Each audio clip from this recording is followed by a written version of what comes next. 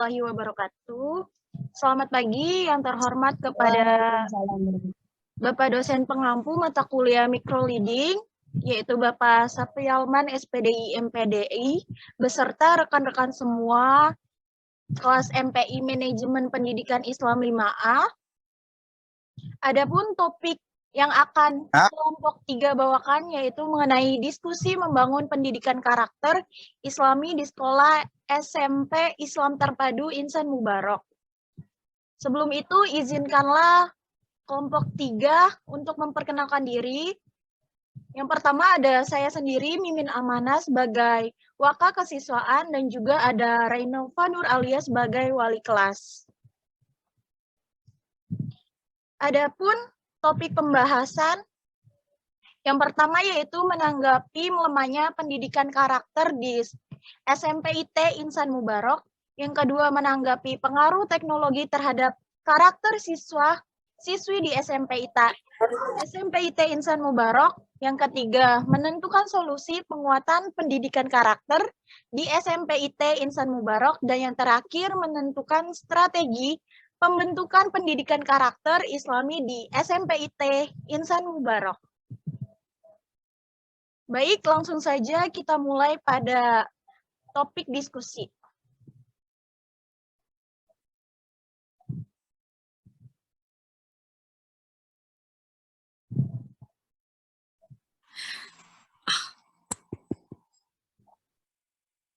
Assalamualaikum. Permisi Bu Mimin, belum pulang? Iya nih Bu, masih ada berkas-berkas yang harus diselesaikan. Loh, Ibu Ray kenapa masih di sekolah juga? Bukannya guru-guru yang lain sudah pada pulang semua? Iya nih Bu, masih guru-guru lain sudah pulang. Karena saya harus menyelesaikan beberapa masalah perwalian kelas Bu.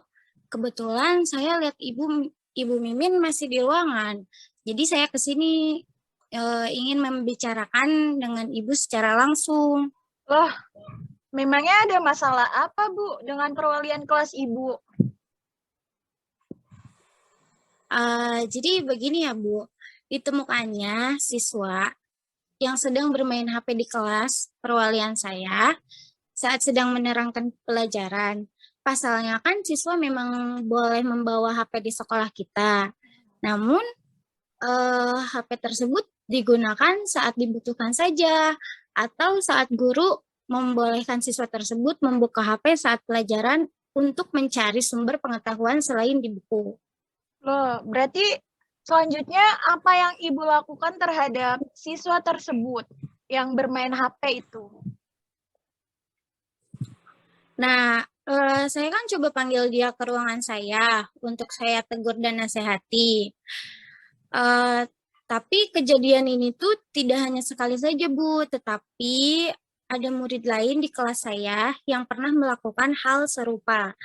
Laporan dari beberapa guru pun, anak ini setelah kejadian dari hal tersebut masih beberapa kali diam-diam membuka HP saat jam pelajaran. Loh, memangnya siapa saja Bu anak-anak tersebut dari kelas Ibu? Kalau misalkan dari kelas saya sih, ada siswa yang bernama Rifki dan bernama Bari. Oh, Rifki dan juga Bari ya Bu. Kalau saran dari saya ya Bu, guru-guru seharusnya menegurnya atau memberikan sanksi ketika hal tersebut terulang kembali. Baik Bu Mimin, pasti saya akan tegur dan ketika hal tersebut terulang kembali, saya akan memberikan surat peringatan atau sanksi. Kemudian saya rasa juga perlu untuk dipanggil orang tuanya ke sekolah. Karena hal ini juga terjadi di kelas lain. Dan adanya perkuatan juga mengenai kebijakan penggunaan HP di sekolah. Seperti itu. Iya, dengan kemajuan teknologi saat ini, seharusnya murid-murid dapat memanfaatkannya dengan bijak. Tapi Ibu tahu sendiri, anak zaman sekarang malah menggunakan teknologi dengan tidak bijak. Saya sebagai guru kadang kewalahan ya Bu.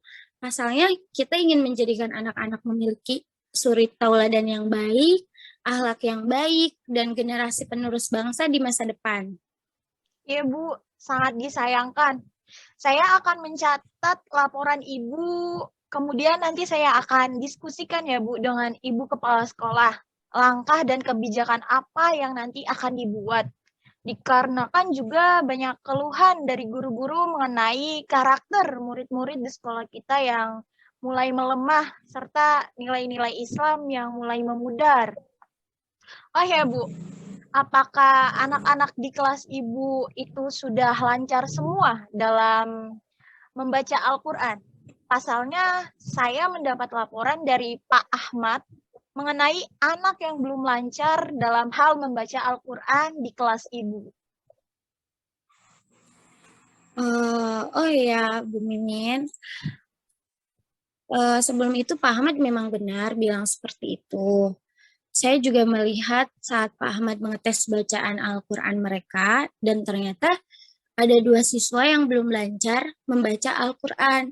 Dan itu pun di kelas saya lagi. Oh, di kelas Ibu. Siapa saja Ibu Rey memang orangnya? Nah, orang itu pun sama saja, yang siswa yang bernama Rifki sama siswa yang bernama Bari.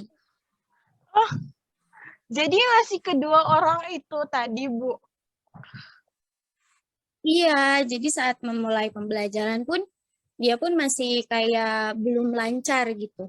Membaca doa sebelum memulai pelajarannya. Oh iya, Bu, apakah sudah ditanyakan dengan siswa yang bersangkutan mengenai mengapa mereka belum bisa lancar dalam membaca Al-Quran? Dan apa saja yang menjadi kendala ya, Bu? Kalau boleh tahu. Alhamdulillah sudah sih Bu. Menurut info dari mereka itu kayak nggak diajarin sama orang tuanya. Jadi mereka cuma mengandalkan pendidikan formal saja. Saran dari saya, sebaiknya kita adakan agenda rutin mengenai baca Al-Quran seperti saran dari Pak Ahmad, yaitu tadarus Quran setiap pagi sebelum memulai pembelajaran.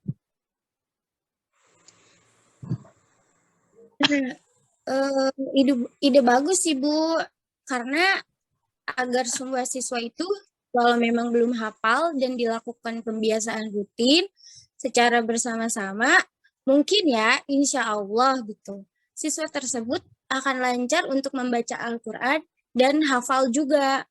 Nah, iya Bu, pasalnya kan sekolah kita memang mengutamakan pendidikan nilai-nilai Islam. Dengan hal ini, saya juga berharap saran-saran dengan melakukan pembiasaan rutin dapat meningkatkan mutu pendidikan sekolah Islam yang unggul dengan sumber daya manusia yang berkualitas. Seperti itu.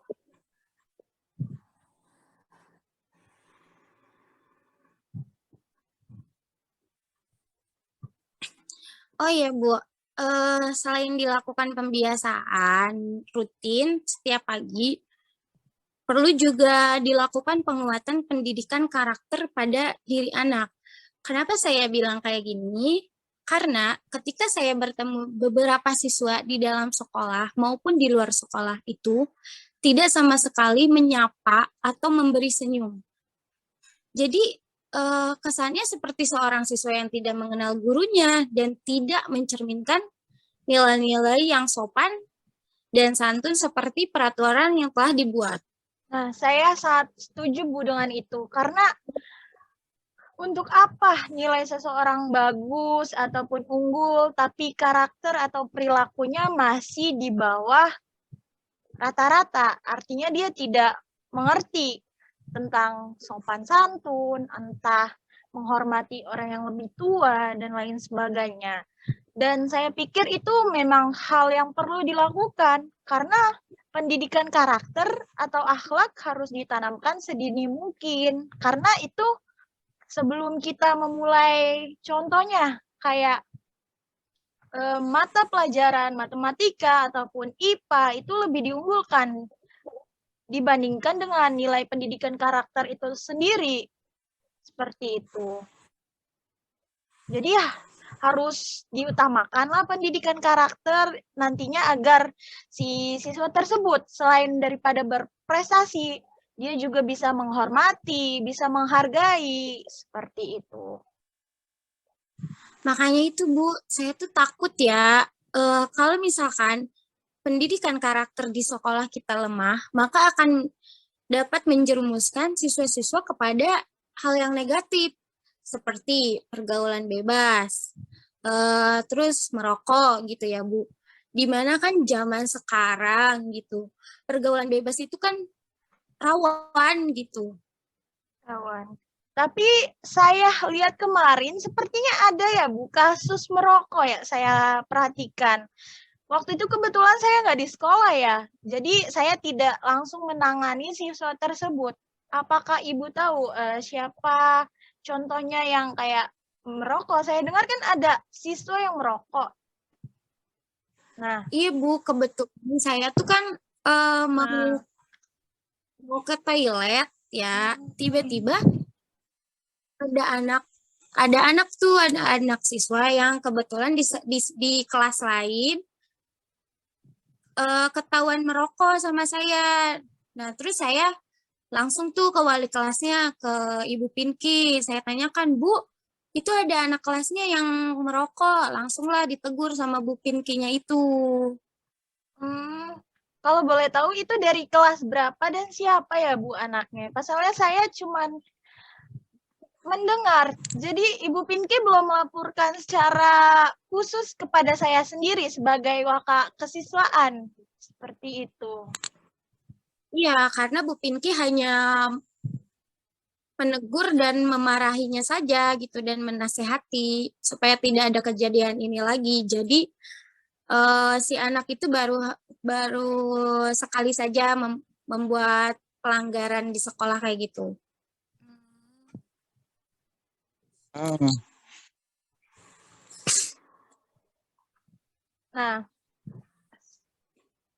Nah, apalagi kan sekolah kita itu kan berbasis Islam ya, Bu. Saya tidak ingin anak murid di sekolah kita keluar dari nilai-nilai keislaman. Karena kan hakikatnya pendidikan karakter adalah suatu usaha manusia secara sadar dan terencana untuk mendidik serta memberdayakan potensi yang ada pada setiap peserta didik guna untuk membangun karakter pribadinya. Sehingga peserta didik tersebut dapat menjadi individu yang bermanfaat bagi dirinya sendiri maupun lingkungan, masyarakat, serta di keluarganya ya, seperti itu.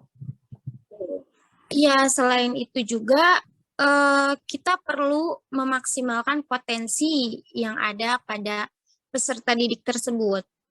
Saya rasa ya memang itu perlu dengan cara memfasilitasi mereka dengan apa yang mereka butuhkan untuk mendukung potensi yang ada pada diri mereka, serta memberikan pengembangan ataupun guru pendamping guna mendukung perkembangan atau potensi-potensi yang ada pada peserta didik tersebut. Seperti itu.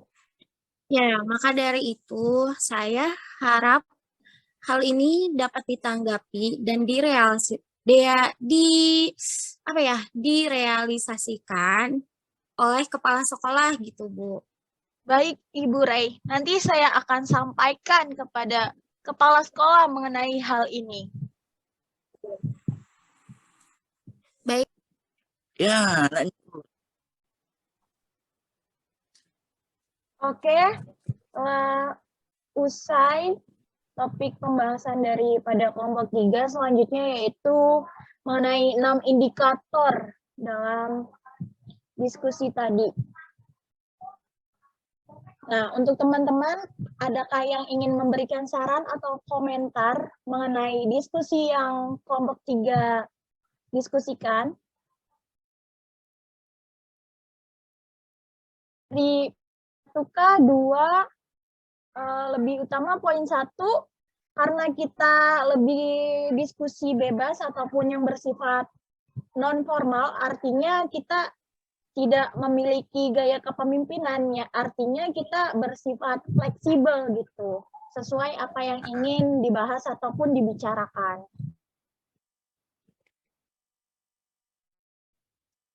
Berarti ini termasuk ke brainstorming ya, sahabat-sahabat. Iya, seperti itu.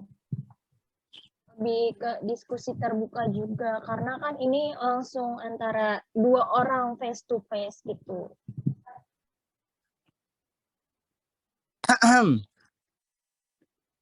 Kebu ganteng ya. Silakan teman-teman, apakah ada yang ingin menanggapi mengenai poin nomor 2, yaitu yang menjelaskan permasalahan? Apakah teman-teman sudah mengerti mengenai topik yang dibawakan tadi? Ngerti. Nanan. Siap. Boleh ya tadi diulas nggak sama Muti? Apa aja permasalahannya?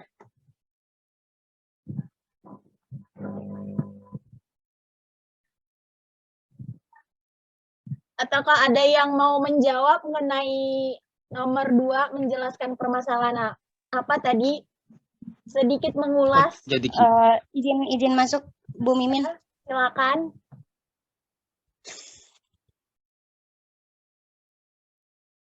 Untuk menjelaskan permasalahan yang tadi didiskusikan itu, pertama tentang handphone ya, di mana si anak murid itu bermain handphone di saat waktu yang tidak tepat. Terus juga yang kedua itu untuk penghafalan Al-Quran. Yang di sekolah sendiri itu diwajibkan. Tetapi untuk kelas yang diwalikan oleh Ibu Reynova itu masih banyak siswa yang sulit untuk menghafal Al-Quran tersebut. Itu yang saya tangkap sih, Bu Mimin. Iya, benar. Namun saya ingin memperkuat saja ya, di antara yang sudah disampaikan oleh Saudari Mutia Fauzia itu ya mengenai pendidikan karakter, antaranya itu problemnya seperti yang tadi sudah dijelaskan, yaitu mengenai kecanggihan dari teknologi yang malah berdampak buruk atau salah dipergunakan. Seperti dalam ya ketika belajar malah main HP. Terus yang kedua juga mengenai pembiasaan belajar Al-Quran. Ternyata di sekolah Islam yang notabene unggul gitu, yang dipandang unggul dalam hal keislaman, tapi masih ada yang belum lancar dalam membaca Al-Quran. Nah, poin yang ketiga yaitu ada anak yang masih merokok, ternyata merokoknya diam-diam ataupun sembunyi-sembunyi gitu. Dan juga seperti untuk menghindari kayak tadi, pendidikan karakter itu nilai masalahnya sopan santunnya masih kurang gitu. Ketika bertemu guru malah buang muka, tidak menyapa gitu. Oke, untuk poin nomor 2 udah clear ya. Nah, selanjutnya poin nomor 3.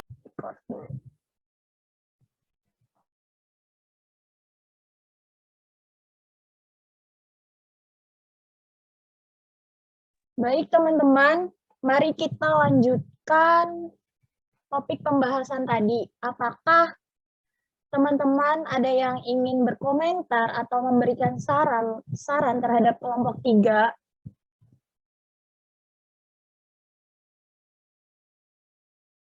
Jika ada yang ingin memberikan saran atau komentar, saya persilakan.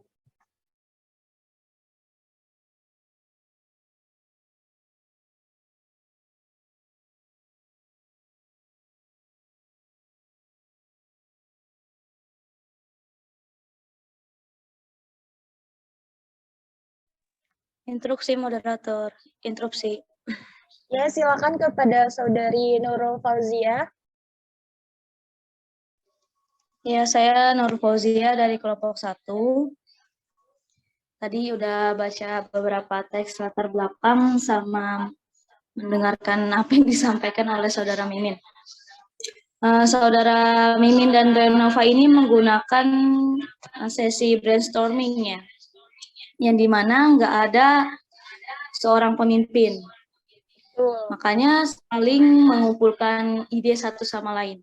Nah, yang jadi saran buat saya, kan tadi yang kalian sampaikan itu ada tentang menjelaskan permasalahannya kenapa. Nah, dan juga untuk memecahkan masalahnya, tapi tidak ada mengidentifikasi permasalahan tersebut. Kenapa? Karena misalnya tadi saudara Renova bilang kalau muridnya main HP, bla bla bla, atau misalnya ada murid yang tidak bisa membaca Al-Quran gitu. Tapi balasan dari saudara Mimin itu hanya pemecahan masalah aja. Jadi sebaiknya itu kayak giniin gitu, dikasih seperti ini gitu. Tidak ada mengidentifikasinya. Kenapa siswa itu tidak bisa membaca Al-Quran? Kenapa siswa itu bermain HP terus-menerus kayak gitu? Itu aja sih. Ya, baik, terima kasih sebelumnya kepada Saudari Nurul Fauzia atas komentarnya. Menanggapi komentar dari Nurul Fauzia untuk identifikasi permasalahan,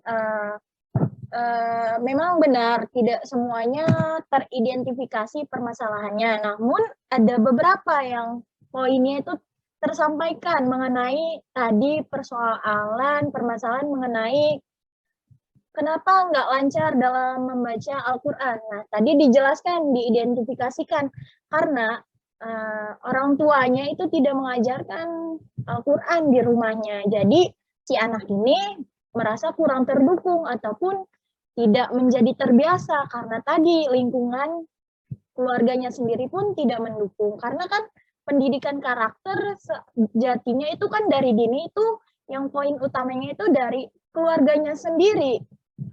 Pendidiknya itu yang pertama itu keluarganya sendiri. Nah, sekolah hanya membantu bagaimana untuk cara membiasakan si anak tersebut untuk dapat bisa membaca Al-Quran itu dengan lancar, yaitu dengan tadi permasalahannya itu dengan mengatasinya dengan cara pembiasaan tadarus tiap pagi hari sebelum memulai pembelajaran, seperti itu.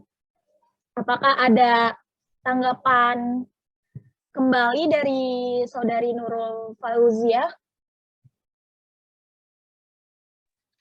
Iya, emang ada sih identifikasi permasalahannya, tapi dari yang saya dengar itu cuma satu gitu. Yeah. Menurut info dari mereka tidak diajarkan dengan orang tua. Mungkin dari beberapa banyak siswa itu nggak mungkin cuma satu identifikasi nggak bisa baca Al-Quran. Mungkin karena dia nggak ada biaya buat belajar baca Al-Quran atau sebagainya. Jadi kayak gitu aja sih, saran aja buat tambahan. Betul. Terima kasih. Karena izin menjawab ya, karena sejatinya orang tua tadi berfokus yang sudah dipaparkan atau didiskusikan, yaitu hanya fokus kepada pendidikan formal saja. Artinya orang tua terkadang enggan untuk mengeluarkan biaya-biaya yang daripada notabene yaitu formal, yang dimana orang tua kayak pure sepenuhnya ke pendidikan formal tersebut. Jadi artinya orang tua itu nggak mau kayak mengeluarkan uang lagi buat kayak les, privat, ataupun kayak belajar ngaji tadi gitu. Artinya ada sebagian orang tua yang percaya sepenuhnya kepada sekolah tersebut gitu, untuk dari mulai pengetahuan ataupun dari perilakunya gitu. Kadang ada orang tua yang merasa tidak bertanggung jawab terhadap anaknya yang cuma pulang kerja terus tidur tanpa kayak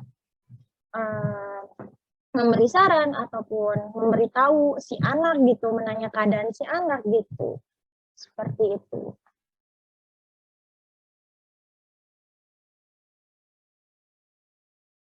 Baik, itu aja ya mungkin dari balasan dari komentar dari Saudari Nurul Fauzia. Mungkin teman-teman masihkah ada yang ingin berkomentar atau memberikan saran perihal diskusi kelompok 3? Dipersilakan.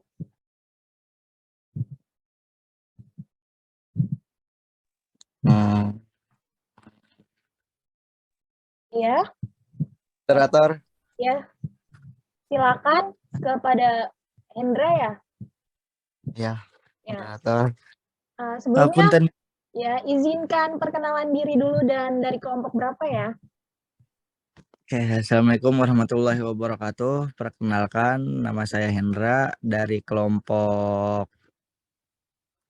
kelompok berapa sahabat-sahabat yang sahabat saya sekelompok gak tahu. Ya dari kelompok Iya dibagi. 5. gitulah 5 ya, 5. kelompok Oke, 5. Oke, 5. Nah, ini izin menambahkan ya terkait pengidentifikasian ya. Ya, silakan.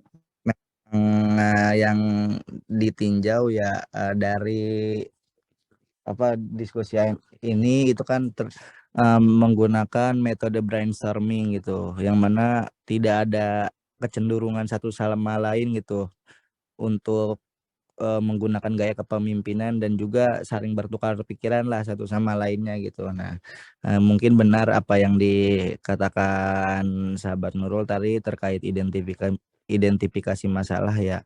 Memang masih minim gitu dalam pengidentifikasi masalahan, karena memang menurut saya ya esensi daripada identifikasi itu sangat penting gitu bagi kita semua untuk memecahkan masalah. Ketika kita mengidentifikasi pasti semua sektor permasalahan itu dapat terpecahkan gitu dengan berbagai indikator-indikator permasalahan yang ada. Dari saya tambahannya apa ya?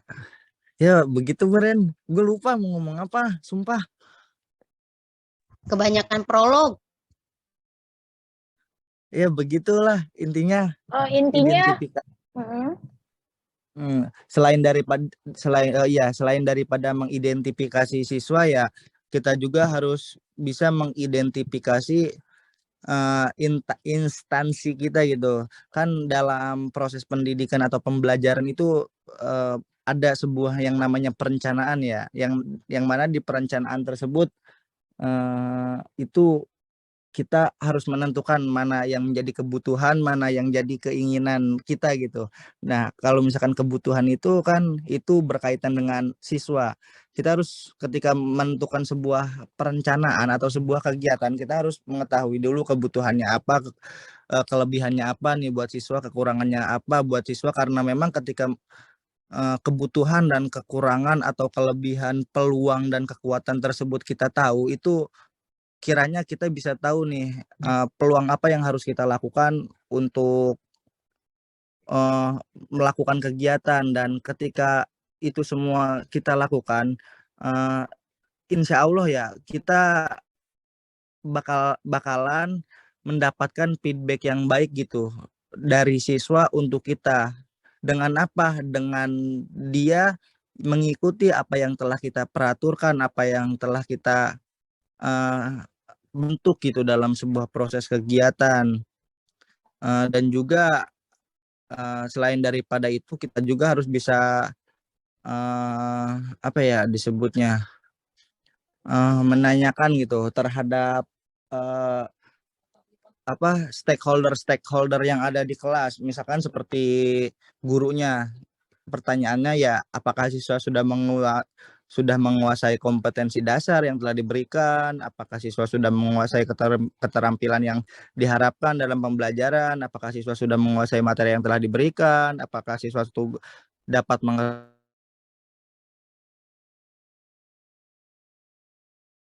mengerjakan soal-soal dan tugas-tugas. Kiranya ya untuk permasalahan dalam sebuah pembelajaran itu hanya 30% kita harus titik beratkan kepada siswa. Sisanya itu kita sebagai lembaga pendidikan yang mewadahi siswa-siswa tersebut. Ya berkaitan dengan orientasi kita juga gitu, pendidikan yang dipegang oleh kita mau dibawa kemana gitu, yang dibutuhkan apa gitu. Berkaitan dengan pembelajaran kemarin Pak Acep tentang apa lupa gue. Sarana prasarana atau peserta didik? Yang peserta didik.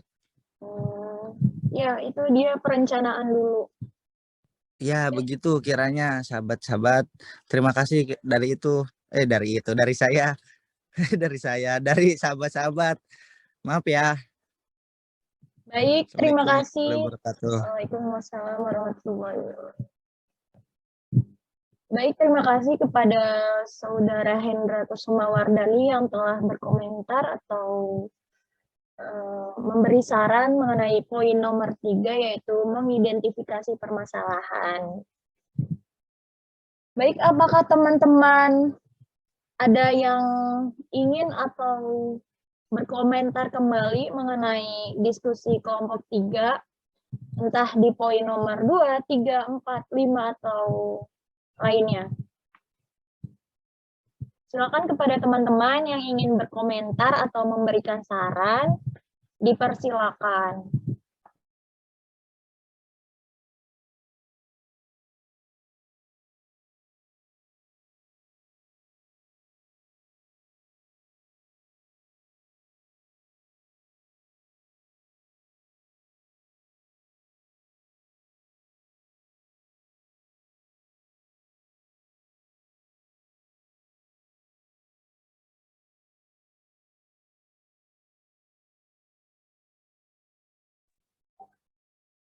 Baik, bila tidak ada teman-teman yang ingin berkomentar atau memberikan saran, kami cukupkan untuk diskusi kelompok 3 hari ini.